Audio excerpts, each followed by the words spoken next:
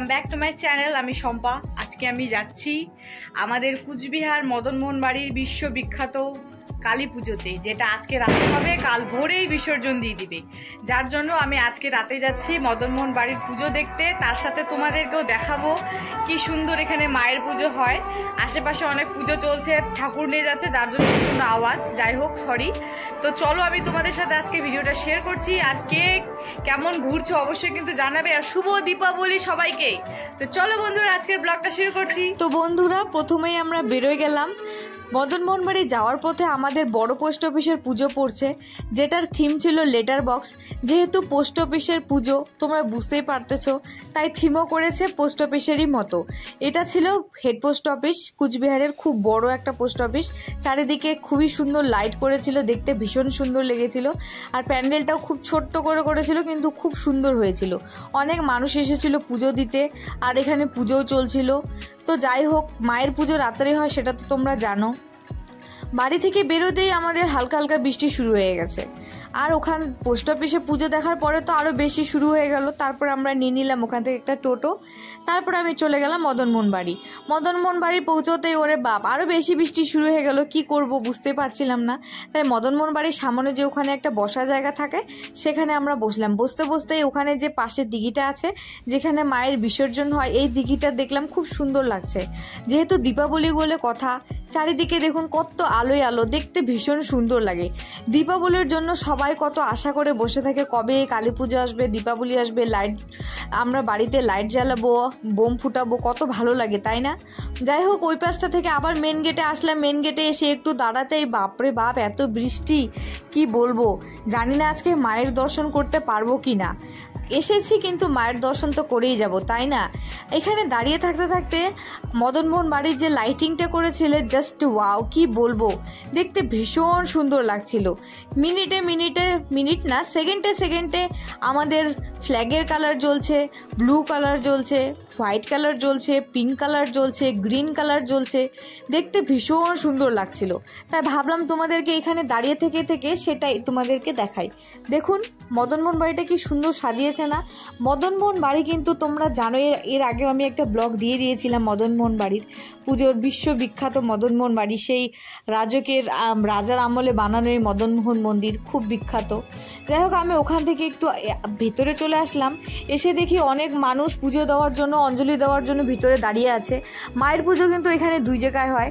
এখানে একটা যেটা সারা বছর পূজিত হয়, আর একটা আছে যেটা হলো ওই দিকটায় আমরা এখন যাব, বা দিকটায় ওইখানে মায়ের মূর্তি পূজা করা, এই যে ওই দিকটায় আমরা এখন যাব।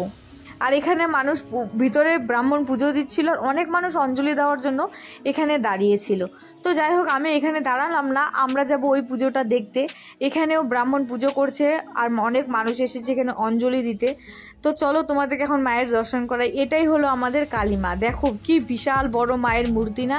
এখানে খুব বড় করে অমাবস্যার দিন পুজো করা হয়, খুব সুন্দর লাগে। তো চলো তোমাদের এই কালী মায়ের মূর্তির সাথে সব কিছু দেখাতে দেখাতে মায়ের সম্বন্ধে কিছু কথা বলি। কুচবিহারের এই মদনমোহন কালী পুজো বড় তারার পুজো, কিন্তু কালী পুজো কিন্তু এখানে মায়ের পুজো বড় তারার পুজো হিসেবে করা হয়। প্রায় 2 শতাব্দী ধরে কুচবিহারে এই পুজো হয়ে আসছে। সবাই বলে এই দেবীমার পুজো যারা নিষ্ঠাভাবে করে, তারা অবশ্যই মা তাদেরকে ফিরায় না। এই পুজোর রীতি সাধারণত কালী পুজো থেকে একটু আলাদা হয়। এখানে মায়ের গায়ের রং কালো, এক হাতে খড়গ থাকে, আর এক হাতে আছে কাটারু। দেবীর মুখ যেদিকে থাকে, ভোলা মহেশ্বরের মুখও সেদিকেই থাকে। অন্যান্য পুজো কিন্তু দেখবেন মায়ের শিব শম্ভুর যে মূর্তি থাকে সেটা আলাদা আরেক পাশে থাকে, কিন্তু এখানে সোজাভাবে থাকে।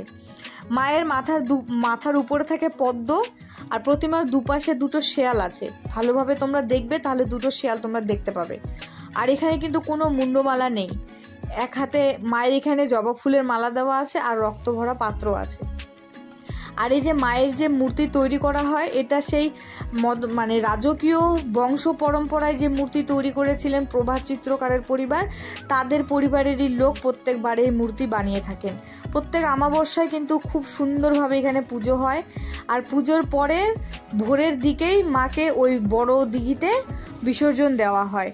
খুব ভালো লাগে এই পুজোটা। এই পুজো দেখতে হলে তোমাদেরকে কিন্তু রাত্রেবেলা আসতে হবে, দিনের বেলা আসলে তোমরা এই মায়ের পুজো দেখতে পাবে না।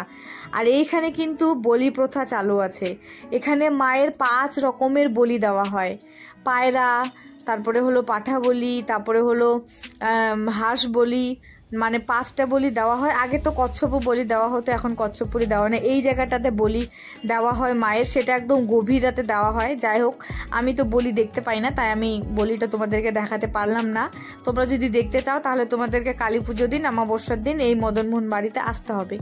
যাই হোক, আমি চারিদিকে ভালোভাবে ঘুরলাম। আর হ্যাঁ, এখানে কিন্তু মাকে পাঠার ভোগও দেওয়া হয়, তার সাথে আবার শোল মাছের পোড়ার ভোগও দেওয়া হয়। খুব নিয়ম শৃঙ্খলা মেনে এখানে কিন্তু কালী পুজো করা হয় মদনমোহন বাড়িতে। তো তোমরা যদি মদনমোহন বাড়ির কালী পুজো দেখতে চাও তাহলে অবশ্যই তোমাদেরকে কালী পুজোতে অমাবস্যার দিন মদনমোহন বাড়িতে আসতে হবে। আমি তো মায়ের দর্শন করে নিলাম, সাথে অঞ্জলিও দিয়ে নিলাম, তার সাথে মায়ের টিকাও নিয়ে নিলাম। তারপর ওখান থেকে আমরা বেরোই পড়ি। তারপরে এখানে পাশেই মদনমোহনের পাশেই একদম লাগো একটা ছোট্ট করে পুজো হচ্ছিল। ক্লাবের নাম ছিল পামতলা ক্লাব। পুজোটাও ছোট্ট করে করেছিল, কিন্তু ভীষণ সুন্দর ছিল। আর মায়ের মূর্তিটা কি বলবো, জাস্ট ওয়াও, খুব সুন্দর ছিল মায়ের মূর্তিটা। দেখেই একদম চোখ মন জড়িয়ে যায়, সত্যি খুব ভালো লাগে। মায়ের যে মূর্তিগুলো থাকে কালী পুজোতে, দুর্গা পুজোতে এত সুন্দরভাবে কারিগররা তৈরি করে, সত্যি মানে ভাবলে অবাক লাগে যে কারো হাতে এতটা জাদু আছে যে মায়েদের মূর্তি এত সুন্দর করে তৈরি করে, জাস্ট ওয়াও, কি বলবো।